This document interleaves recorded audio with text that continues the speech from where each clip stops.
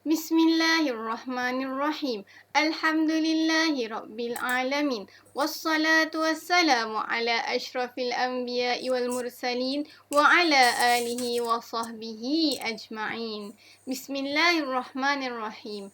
Allahumma aftah alaina hikmataka wanshur alaina min khazaini rahmatika Ya Arhamar Rahimin. Rabbi shrah li sadri wa yassir li amri wahlul 'uqdatam min lisani yafqahu qawli. أشهد أن لا إله إلا الله وأشهد أن سيدنا محمد رسول الله أشهد أن لا إله إلا الله وأشهد أن محمد رسول الله tiada Tuhan selain Allah Nabi Muhammad pesuruh Allah. Assalamualaikum warahmatullahi taala wabarakatuh. Apa khabar murid-murid UPSRA? Saya doakan agar semua sentiasa berada dalam rahmat dan kasih sayang Allah. InsyaAllah hari ini kita akan sambung pelajaran kita Tauhid tajuk Asma'ul Husna Allah yang ke-84 iaitu Malikul Mulki, Malikul Mulki, Malikul Mulki.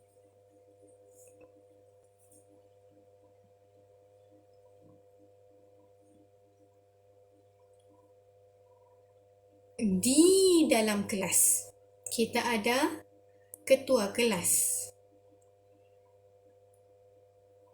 Di dalam kelas kita, kita ada guru kelas. Di dalam banyak-banyak guru, ada banyak guru kelas.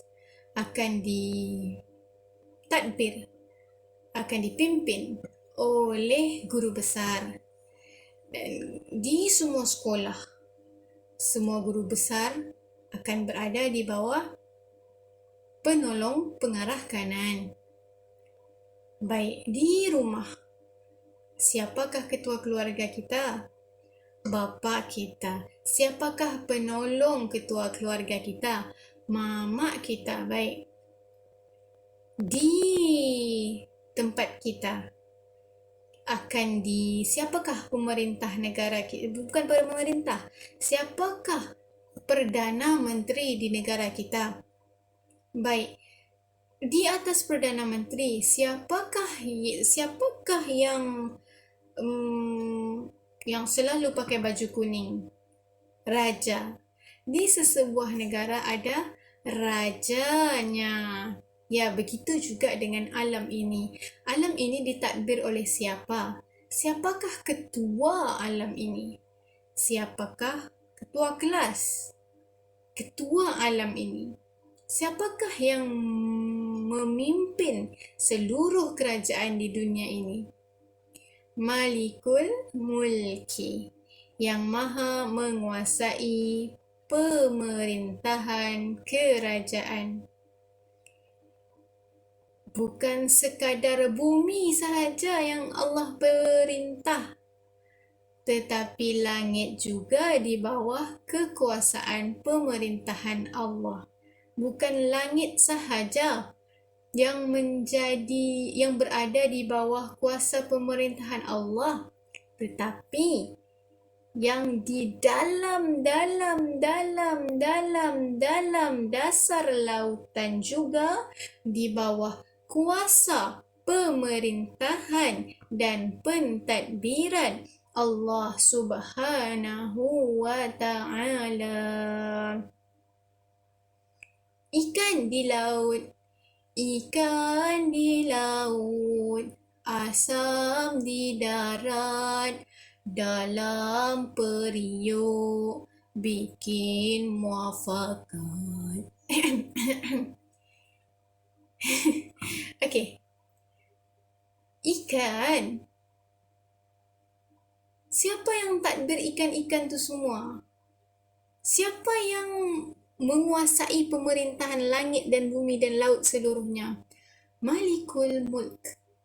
Allah yang maha menguasai pemerintahan kerajaan. Sekiranya Allah tidak mentadbir langit, sekiranya Allah tidak mentadbir bumi, sekiranya Allah tidak mentadbir lautan, nescaya langit, laut dan bumi akan sentiasa bergaduh.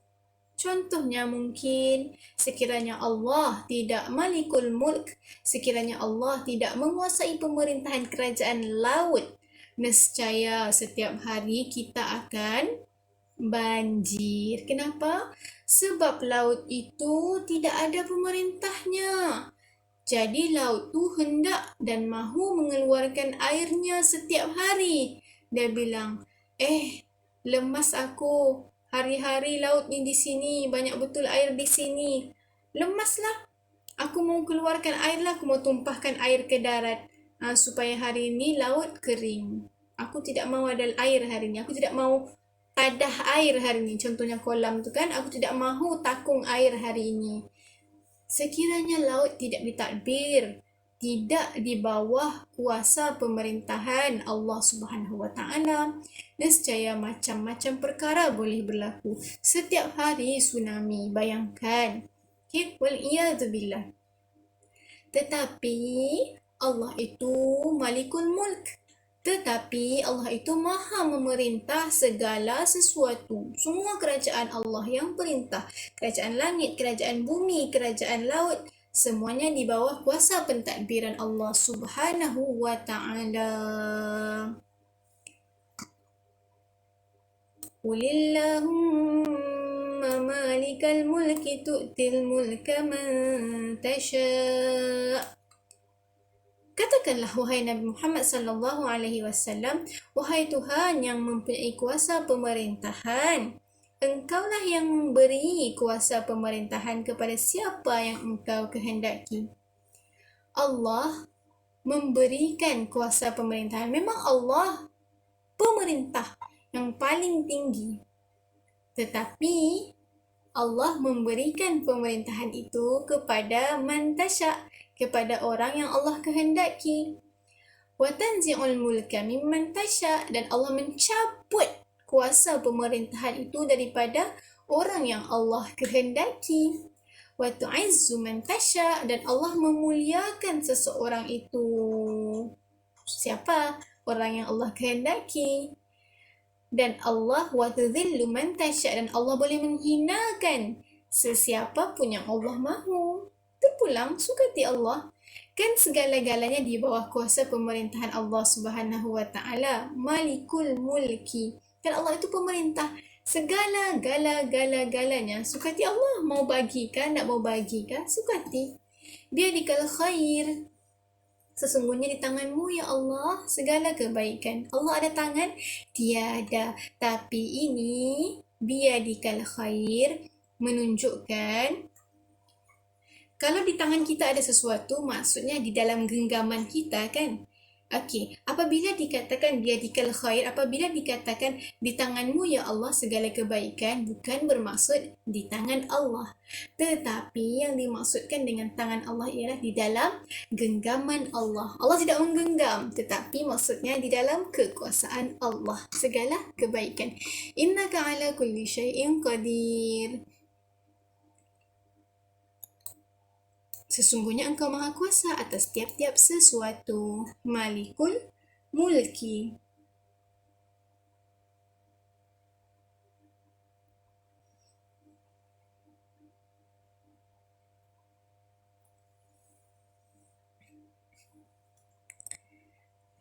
Nama Allah yang seterusnya, Asmaul Husna Allah yang seterusnya ialah Dzul Jalali wal Ikram. Allah yang memiliki kebesaran dan kemuliaan. Dzul Jalali wal Ikram. Si Zul. Apabila ada orang namanya Zul, maksudnya dia adalah pemilik. Pemilik apa? Bergantung kepada namanya di belakang apa. Zul apa? Pemilik itu, pemilik ini, pemilik itu, pemilik ini. Zul, pemilik. Pemilik apa? Sambung sendiri di belakangnya. Zul itu, Zul ini, sambung. Kalau Zul Jalali wal Ikram maksudnya pemilik kebesaran. Sementara Zul Ikram ialah pemilik kemuliaan. Okey? Allah itu pemilik kebesaran dan Allah itu pemilik kemuliaan. Kebesaran dan kemuliaan Allah adalah yang paling tinggi dan tidak dapat ditandingi. Kamu rasa kamu memiliki kebaikan dalam diri kamu. Aku rasa aku ni pemilik kebaikan lah. Tetapi kamu perlu ingat, Allah yang paling tinggi, lebih tinggi daripada, kalau kamu kata kamu ada 1000 kebaikan, Allah mempunyai kebaikan lebih lagi daripada apa yang kebaikan yang kamu miliki. Kalau kamu rasa ibu bapa kamu lah orang yang paling kaya, ketahuilah olehmu bahawasanya Allah itu jauh lebih lagi, lebih kaya lagi. Dalil dia, kullu man 'alaiha fan wa yabqa wajhu rabbika dzul jalali wal ikram. Kullu man 'alaiha fan, segala sesuatu yang ada di bumi ini akan binasa. Wa yabqa wajhu rabbika dzul jalali wal ikram, kecuali hanya Allah sahajalah yang tidak akan binasa. Maksudnya Allah tu apa? Allah itu mempunyai kebesaran dan kemuliaan.